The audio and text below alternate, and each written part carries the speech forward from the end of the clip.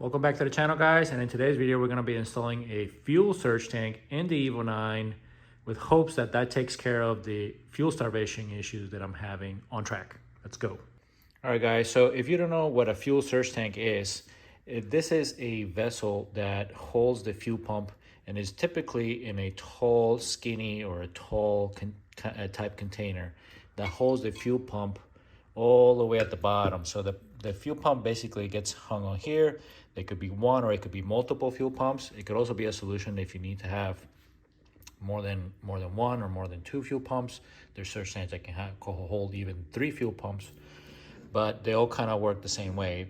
The purpose is to hold the pump all the way at the bottom, okay, of this container, so that the fuel pump is always submerged in the fuel. So this is constantly full with fuel, okay? Now, this gets filled by your main in-tank fuel pump, okay? So the fuel pump from the fuel tank, instead of sending the fuel to the engine, to the fuel rail and all that, it sends the fuel to here, okay?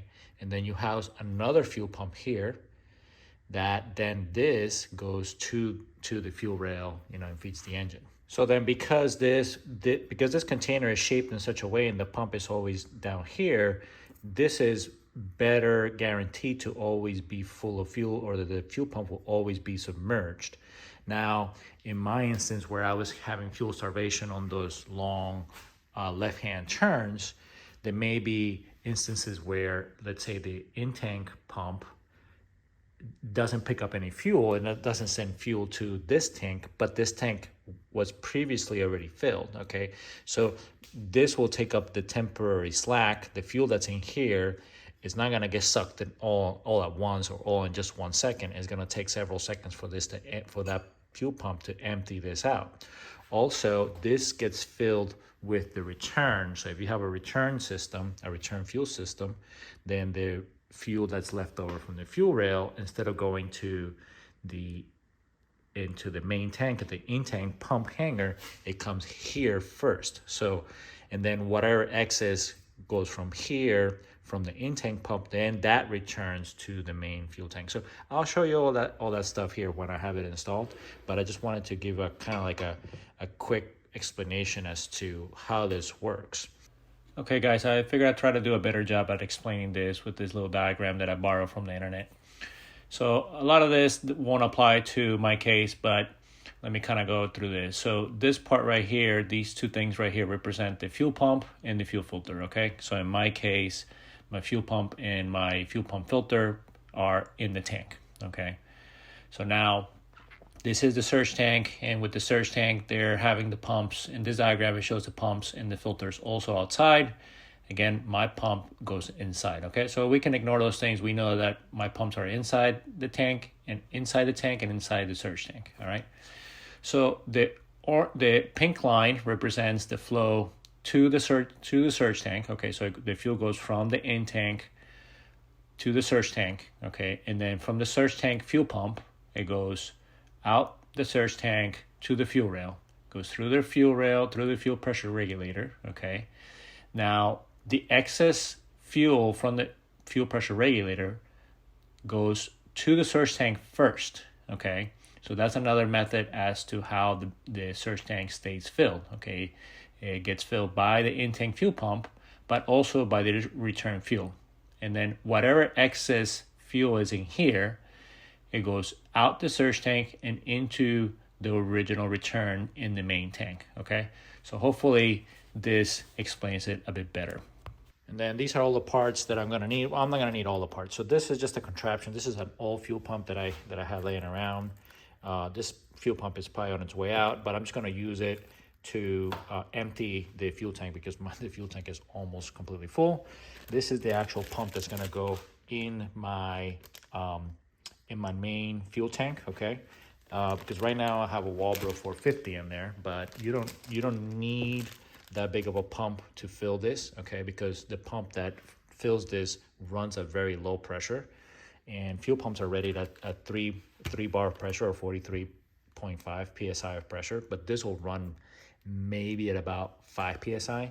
So the pump that goes in the tank it's also called a lift pump. That lift pump is going to be way more efficient. So kind of like a general rule of thumb is you want at least half the capacity on your lift pump, or the pump that fills this guy, versus the pump that's in the surge tank. So in the surge tank, I'm going to put the 450 that's in the tank. I'm going to put it in here. Okay, and then I'm going to put this 255 in here. And actually, this is a newer 255. So this is instead of a 255, this is really a 350. So it's what's, I guess these are now rated for 85 and stuff like that. So anyway, so this will be way more than plenty. You definitely don't need a 450 to fill this, and then another 450. You'll probably end up just circulating way too much fuel. So anyways, enough jargon about that. So this is just a bunch of parts that I'm gonna need for install, the lines, the bracket and all that stuff, the relays and all that kind of stuff. We also have the Bushur removable harness bar. Okay, so this uses like these pins, and then I guess it allows you to remove this and then this, but I believe these brackets stay installed. Okay, so we're going to be putting that together as well. And then I have my harness. I ended up going with the Shro Flexi 2x2, and the reason why, of course, in red, that's going to look super nice. And the reason why I went with this is because this basically allows you to kind of do whatever you want. You could use a clip-on, you could use a belt loop, you could flip it over and do pull-up. So like you can tighten the belt, the lap belt, by pulling it up or pulling it down.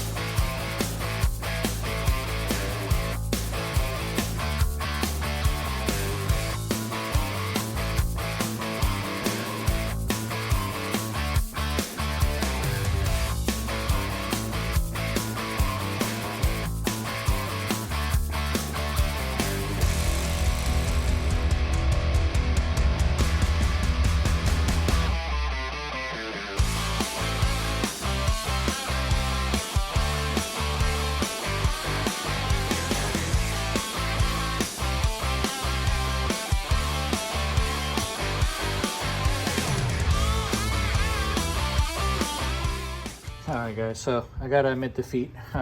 So this was a total failure. So these Walbro 255s just will not fit into this newer style radium hanger. Okay, this is only meant to install a Walbro 450 style pump, and the reason is the height, and they use this special adapter here that goes over the 450 outlet. The outlet in the 450 is quite bigger than this, so that adapter just won't, it's just too loose on here. And when I try to rig it, I found this bar fitting, and I try to put the smallest hose that I could. This is actually all the way, if I put all the way in, the pump was like sticking out like that. So it would bottom out against the floor of the fuel tank, and I just wouldn't have worked properly. Obviously this wouldn't have wouldn't have sealed. So I think the only thing that I can do is I put a smaller 450 that I had here from my previous project, and then I'm gonna put one of these bigger 450s in the surge tank, and hopefully I can just adjust my fuel pressure, and the tune should be still where it was before. Hopefully this pump is still good. If not, it's gonna have to suck, and I'm gonna have to pull that back out. I think that I pulled this one out. It was still running though, so I'm just gonna send it with this one. This is kind of what you want. So you see when this goes on here, this is basically almost all the way at the bottom. You don't want to crunch it up, so, and that seal will kind of give a little bit. So there's my full assembly. Okay, so now this guy just goes in here. We close it up, and then we can throw it in the car and start running the lines. All right, so I got a bunch of spaghetti going on here. I really had to get creative to make all this work with the hoses that I had from this kit and from the surge tank kit. They're not really seem to be meant to go together. Okay, so at some point I may revise this. I'm not totally thrilled with this guy here. This is like I like this hose because it doesn't release any smell. It's got that plastic tubing inside of it, and it is braided, so it may be fine. We'll see how it does. But anyway, so this is my wire mesh. So you know, we got the pump out, so this feeds the surge tank. There's a line here coming from the surge tank into here. This is another one that's a little tight. This is the feed that goes out to the fuel rail, and this is the return from the fuel rail into the surge tank. So I got all my stuff kind of tidied up here. I may do a little bit more tidying up there, and then back here I still gotta kind of tie all these hoses together. Okay, I was considering maybe making a notch on that, but we'll see. So anyways, before I do anything else, what I want to do is I want to prime the system, fill this guy up, make sure that there's no leaks, and then, you know, I can close all this up. All right, so I'm doing the best I can here to protect all this from, you know, future cutting and chafing and stuff like that. So I add a little bit of hose here and here to protect these lines from riding up against this metal edge. And then I cut my piece to fit around this, and I add a little bit of this 3M foam to add a little bit extra cushion just in case. So I think that's gonna go right there. Nothing really is touching. It looks closed, but nothing is actually touching there. So I think that's good. And I think, you know, not my preferred method, but I think I'm just gonna racers tape this, or basically kind of like duct tape this over, because I don't want this to a bunch of dirt and dust to come up here. So kind of gonna come up this way and then just cover this, and that way it's still removable, still serviceable. Eventually I may have this remade with like a custom piece that kind of comes this way, but for now I think that some tape will do. And here's my Get a Rig tape job. But you know, again, this is just to keep dirt out, and very little opening or left there. I got a little bit of an opening down here. That's about it, but this covers, you know, 99% of that gap that we had there, and it still allows some flexibility on this. So that's the ticket, racer's tape. All right, here she is, all buttoned up. That looks basically like nothing's changed. And then, you know, we got the tank here. You guys had already seen this. I think so I zip tie some of these, but I think I'm gonna get some hose dividers to make that look a little bit nicer. I ended up making like a little bit of a cut there. There's no really clean way to keep all this stuff and kind of run all that stuff. I didn't want to drill like individual holes for each hose. That would have been a huge pain in the ass. But yeah, I mean, once the carpet goes here, you know, obviously not 100% ideal to have this. I think that at some point I am going to put a strut tower bar. This is actually from the gray car, and the gray car had a strut tower bar in the back, so that's why it already has those holes. So I think that with a strut tower bar there, you know, it kind of protects that too. You know, I don't really use this car to go grocery shopping, to be honest with you, so it's not a huge concern for me. Okay guys, so that's gonna be it for this video. I am very confident that this is going to take care of that fuel starvation issue that I was having on the left-hand turns.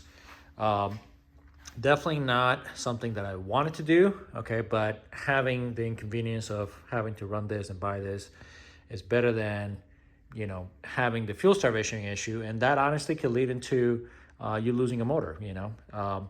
So definitely don't want that. So anyways, on the next episode, guys, we're going to be dealing with the harness bar, the seat mounting, and all that kind of stuff, okay? So I'll catch you on the next one, guys. Peace out.